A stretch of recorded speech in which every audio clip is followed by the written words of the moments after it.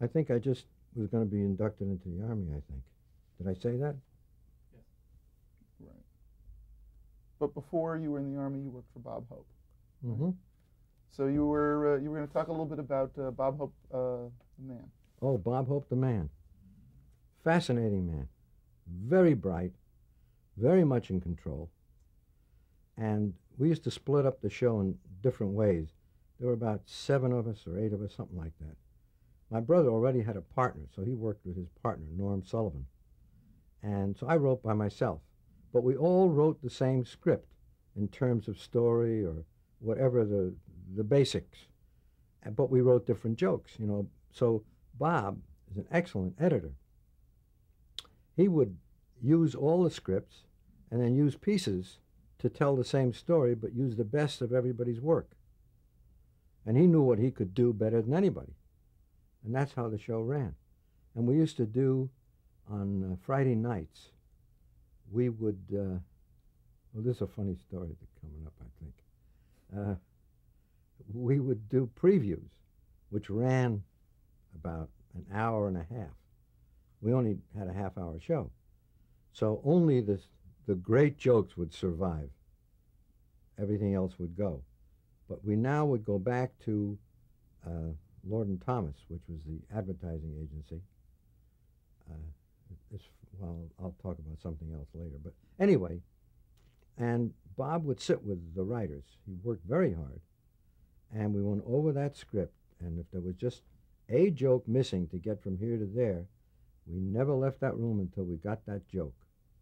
And those were the years when Jerry Colonna was there and Brendan Corbina, and everybody had to have his perfect jokes. And along about 3, 4 in the morning, he'd say to me, "Sure," that's what he called me, just "Sure." That's the only abbreviation for Sherwood that was, I guess.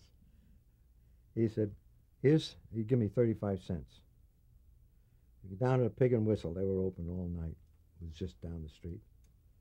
He said, and get me that pineapple sundae. That's what he liked, pineapple sundaes. No whipped cream, no cherry, just vanilla ice cream with pineapple sauce. So I'd take the 35 cents and go down and get it for him and come back, and he would eat the sundae while we watched. We kidded him about that for years. He didn't give me 35 cents for each of us, just 35 cents for himself. So he ate his pineapple sundae. And this went on for years because I was always the youngest one. So he considered me the kid. So in addition to writing the script, I was given this extra chore. And then I went in the Army. And I was in the Army for about 2 years and didn't see him and didn't see the guys, the other writers or the guests that we had. And I was in New York on a mission for the Army. It wasn't anything not real dangerous. It was to meet with Mae West, which could be dangerous maybe. But anyway, I went to New York to meet with her, and I found out that the Bob Hope show was emanating from New York that week. So I said, gee, it'd be nice to see Bob and all the guys. So it's 2 years now, and I'm in uniform. So I get down to NBC, Rockefeller Center, and I'm just about to go into the building when I see a Whalen's drugstore on the corner. So I go in there, and I get a pineapple sundae, just the way he likes it. And I go back in the building, and I think it was on the 8th floor, and I open the door, and there's Bob sitting with his back to me, and all the guests and all the writers are around this big table. And I come up behind him, and I just tap him on the shoulder, and I said, "Bob, here's your pineapple sundae." And he said, "What took you so long?" Just that quick. So for those people who think that he can't ad-lib just because he had a lot of writers, he was sharp as a tack. He was great. Now, who are some of the writers that you worked with on the radio show? Mel Shableton, who you may be meeting with, and my brother Al at that time, and Norm Sullivan. Most of these guys have died. Jack Rose, who died, and I mean, I don't know who's left really, except for Mel and myself. Was Seaman Jacobs with him yet at this point? No, he came on much later. Okay. You talked about going into the Army. Talk about where you were stationed and what your duties were while you were in the service. Well, first of all, I had to go away for basic training, which was up in, see how you forget things like that. I think it's deliberate. Mind control. San Luis Obispo, just upstate here in California. And, you know, it's rugged. Basic training is rugged. You're marching over these hills. It's very mountainous territory. And I got blisters. It was terrible. Nobody was shooting at me, but it was a pain in the neck. And then I was all set to, after 6 weeks or 8 weeks, I forget. And, you know, I had to swing across streams on a rope. And, you know, I'm a rider. But I did what I had to do. And also I told them, I said, if I'm in a strong wind, I have a thing called facial neuralgia, which is very painful. So, and my duty called for me to stand on a hill, you know, like the Germans are going to attack San Luis Obispo, and just watch out. I don't know what I was looking for, but they told me to stand on that hill. It was very windy. I said, if I go up there, I'm going to get facial neuralgia. And in the Army, you know, they're very quick to take your concerns and you get your ass up there. And that was it. So I did as he said, and I went up there, and the next day I was in the hospital with facial neuralgia because I was in a wind for 8 hours up on this hill. Anyway, my favorite memory of that experience, I guess I can say what I want, right? Absolutely. Because you can always clip it. So we had to pass before the reviewing stand one time, and in all full regalia. And on this reviewing stand were 5 or 6 3-star generals and all their wives, and it was a very impressive sight. And in my platoon, as we passed, there was a guy who was late getting there, and he came racing up just as we were passing that stand. And so that one of the generals said, "Just a moment, soldier. Why were you late?" And the guy saluted and said, "I was taking a shit, sir." Well, the women collapsed. The whole reviewing stand almost collapsed with laughter. But naturally, we continued to march. But that's my funniest moment that I remember in the Army. Now, I was supposed to go with my unit to the Aleutians. And we were 8 to a hut in San Luis Obispo. And my unit was, and just then, it was the next morning we were supposed to ship out. And a sergeant came into our hut and said, "Is Sherwood Schwartz here?" And I said, "Yeah, it's me." He said, "You're not moving out with the rest of the group." I said, "What happened?" He said, "I have orders for you to go to Armed Forces radio." I said, "Where's that?" He said, "Back in Hollywood." And that's what happened.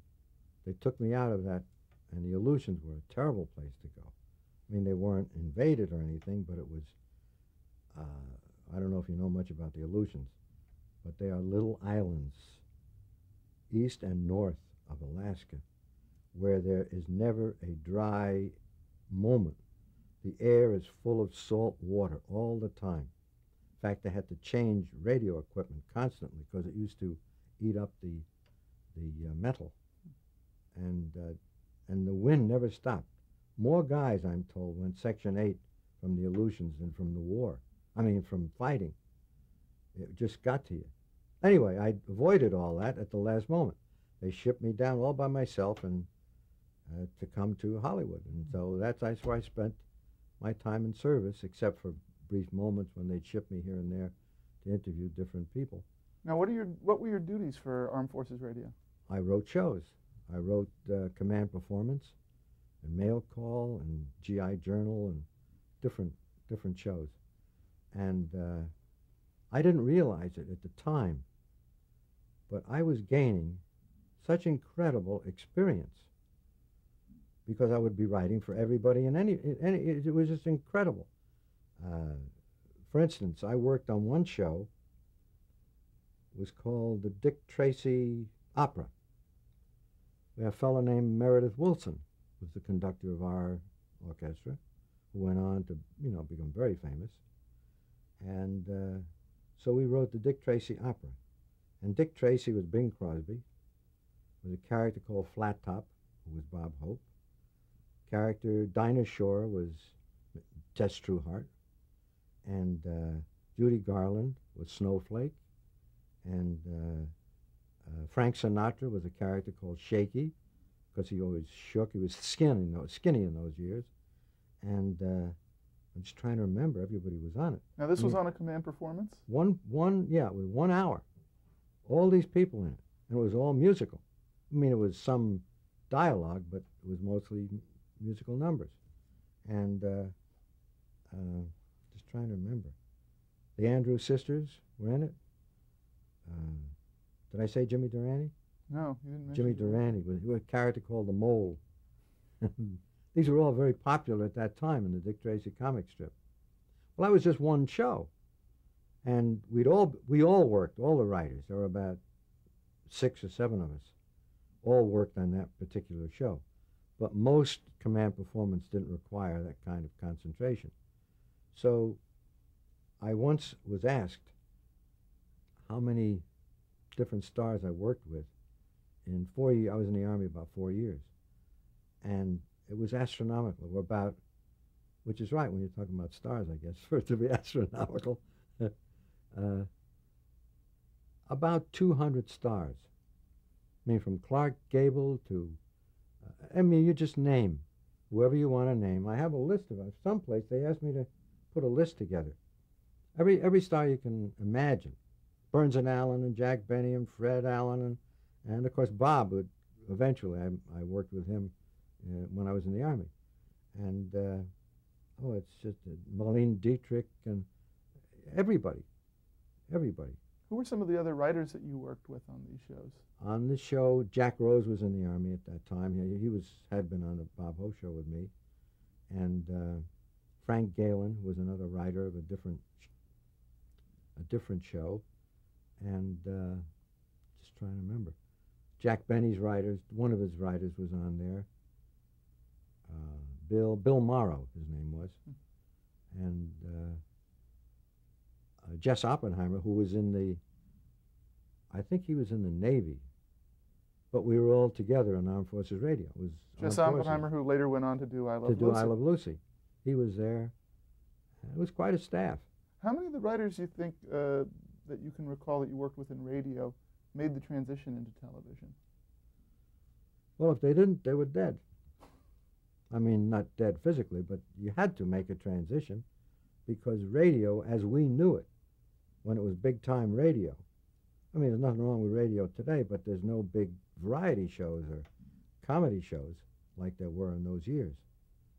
People think of radio as going on for a very long time, but the kind of radio that I'm talking about was only there for about 15 years. It was a very limited experience, the radio experience, as compared to television, which is now in its 50th or 55th year. So radio was an intermediary step between stage, because that's where performers used to perform, and television. Now, after you were in the service, you went on to write for the Ozzie and Harriet show. Yeah, when I got out of the service. Tell me a little bit about that experience. Ozzie was a very funny guy. I don't mean funny, odd guy. He was very, very conservative. I mean, beyond, I can't think of who beyond, because I think he was beyond. Beyond John Wayne. He was very ultra-right. So much so that you couldn't work for him, and he would not take any Social Security out of your paycheck or any other things, because he considered writers piecemeal employers. You would sell the script. That obligated him not to have anything to do with the Writers Guild. He thought guilds were not, he didn't approve. He was anti-union. Anti-union, I guess that's the best way to describe it. He was anti-many things, but among them anti-union. So he considered writers his property. He hired you for the week, but, as I say, he's odd because a handshake with him was worth 15 contracts with anybody else.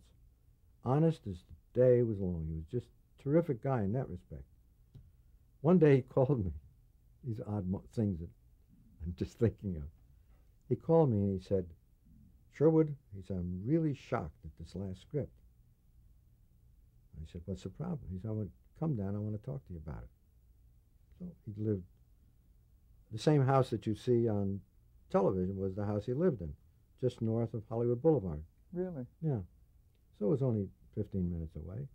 So I went there, and he said, look at the script. And I looked at it, and he said, you used imply when it should have been inferred. You infer from somebody's implication. I said, okay, I'll change it to infer. He said, that's all. But I had to come down to Hollywood to have this meeting. That was his rewrite. Yeah, his rewrite was change imply to infer. He was correct. You do imply something by what you say. The person who hears it infers what you mean. Okay. How did the job come about, working on that show? I guess my agent got it for me. It's a radical concept.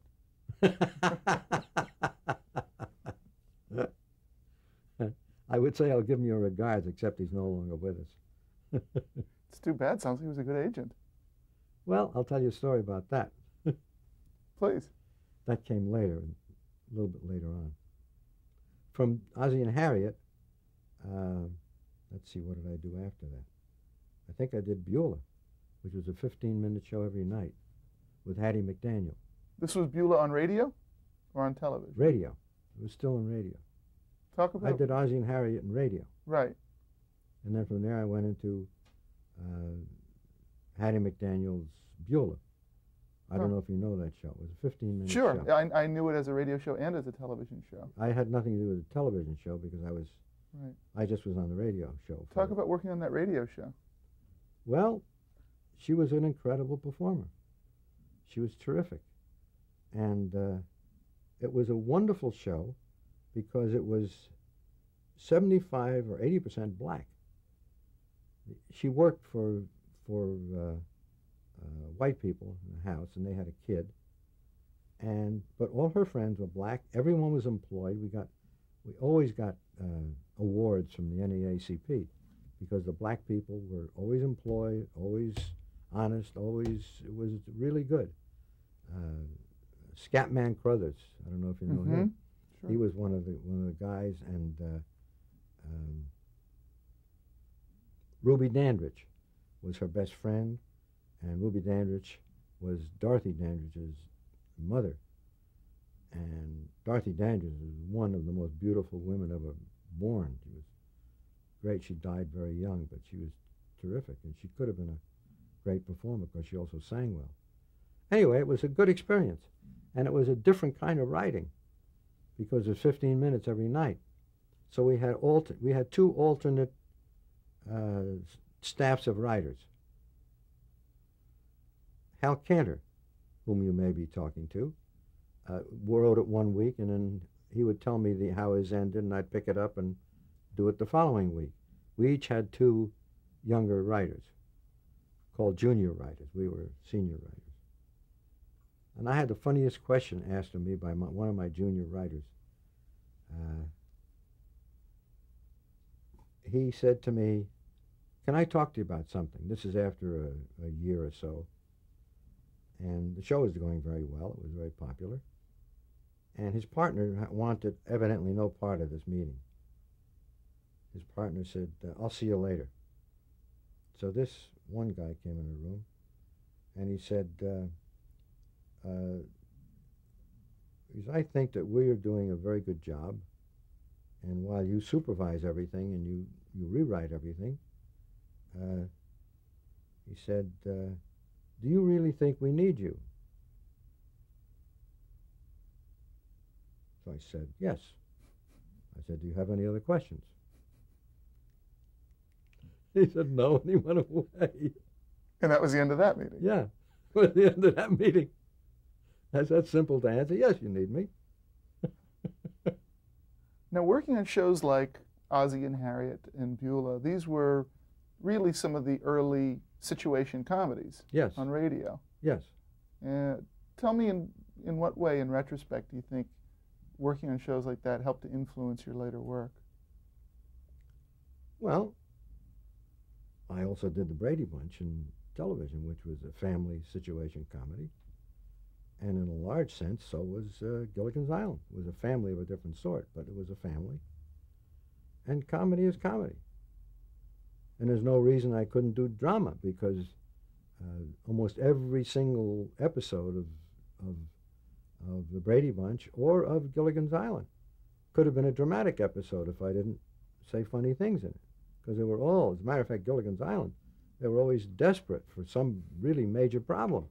And it could have been dramatic. And so could the other show, the Brady Bunch.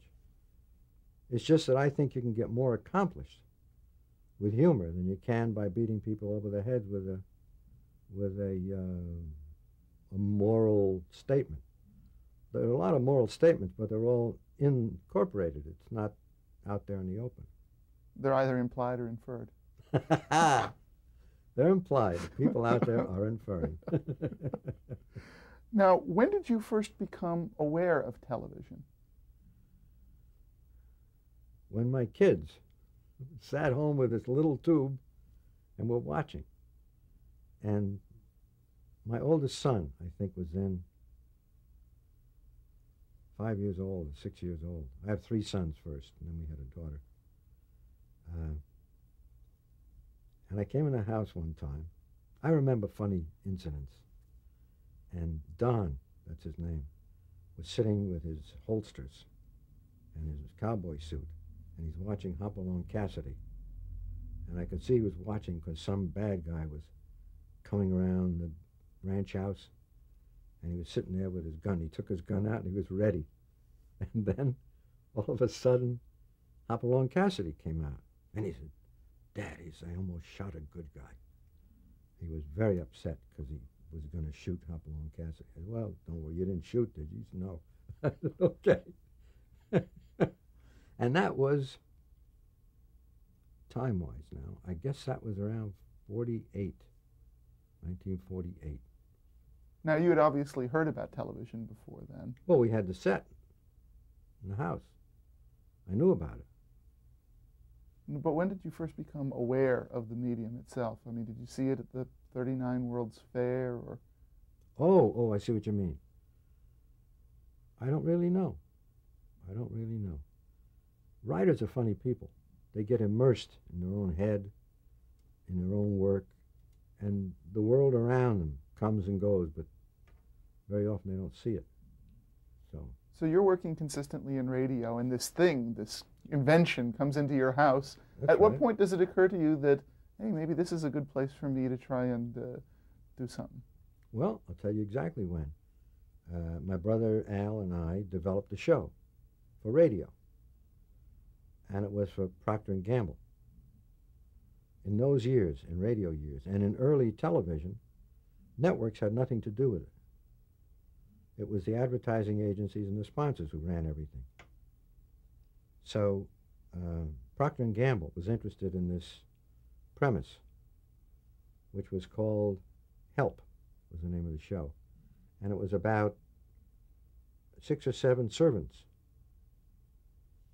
And you never even saw the rich people who owned the thing, but it was about the lives of working people. It was, again, my usual formula that I've done all my life, is how people learn to live with each other. And in this case, it was 6 servants. And at the last minute, that show was supposed to go on, but at the last minute, Procter & Gamble decided to use that money in television rather than radio, because that was now the coming medium. And that was about in 49 or so.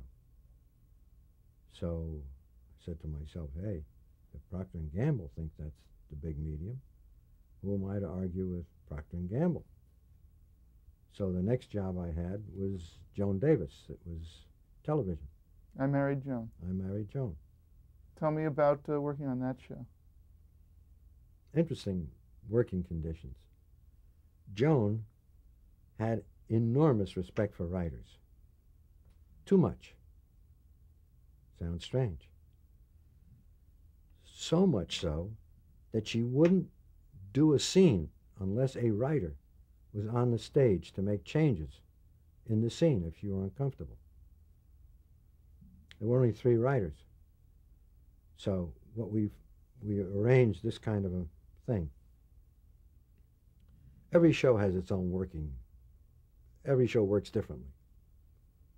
And in this case, since one writer had to be on the stage all week long, what we did was to block out the show, divide it in half. One writer would take half, the first half. Another writer would take the second half. The third writer would have to be on the stage. And if you think that that's an easy job, being on a stage, where at any moment she'd swing around and say, give me a better line. You have no time to prepare. You have no time to think. You have to give her a better line or a blackout. She says, why is this the blackout? There has to be something funnier. Give me something funnier. Well, we dreaded this particular week, but we had to face it every third week. We called it our week in the barrel. Who were the other 2 writers? Artie Stander and Phil Sharp. And I was like the head writer. But it didn't prevent me from going on that damn stage every week and having her turn to me and say, give me something better. I don't know what she thought writers were, but she had so much respect for writers. That's what I meant by too much respect. Mm-hmm. Technically, how did you find, short of the obvious, working in television different from working in radio? I tell you, my career had been so varied that I just went from one to another. It really made no difference to me. You just had to take into account the fact that, first of all, a writer's function, and I think this is important to say, is not to show how clever he is or she is. Your job is to make the performer look good. That's your job. It's like a director. Once you see a director who's got all these outlandish shots and he's trying to call attention to himself, he's doing a disservice to the show. You should not be aware of writers. You should not be aware of directors or producers. You should be aware of the performers and the story and what they're doing. And I really have to emphasize that because that's terribly important. Very often, we would agree that a joke was very funny, but in our room, but the audience would not laugh like we laughed. So we'd cut that joke, and your job is just to please an audience through the actors. That's your job. And the same holds true for a producer. You're not going to, if you're looking for awards, you're in the wrong business. Your award is doing the best job you can for the show, which means for the actors. Actors are that's their contact with the audience. You're not. They are. Well said. You want to cut tape?